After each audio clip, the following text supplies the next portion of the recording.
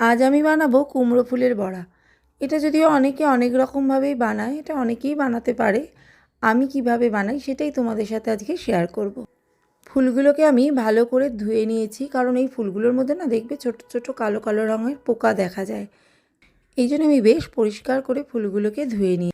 তারপর আমি এগুলোকে ছোট্ট ছোট্ট করে কুচিয়ে নেব। এদিকে আমি একটা বাটিতে 1 কাপ মতো বেসন নিয়েছি, আর তার মধ্যে দিয়ে দিয়েছি ছোটো চামচের 1 চামচ কালো জিরে, আর স্বাদ মতো নুন, আর সামান্য পরিমাণে চিনি। আপনারা কেউ কেউ চাইলে চিনিটাকে স্কিপ করতেও পারেন। কেই মিষ্টি পছন্দ করেন না কোনো খাবারে, তাই তাদের জন্যই বললাম তারা চিনিটাকে স্কিপ করতেও পারেন।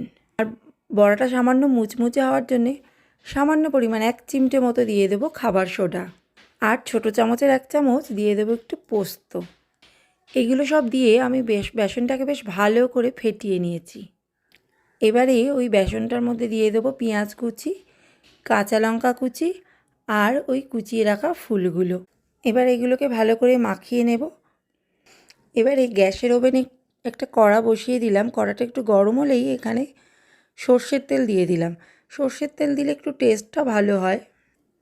এবার তেলটা গরম হলেই গ্যাসের আঁচ মিডিয়াম ফ্লেমে রেখে বড়াগুলো ছোট্ট ছোট্ট করে তেলের মধ্যে ছেড়ে দেব, আর এপিট ওপিট করে উল্টিয়ে লাল লাল করে ভেজে নেব। যাই হোক, রেডি হয়ে গেছে আমার কুমড়ো ফুলের বড়া। তোমরাও এইভাবে বানিয়ে দেখো, ভালো লাগলে অবশ্যই আমাকে জানিও, একটা কমেন্ট আর শেয়ার করো।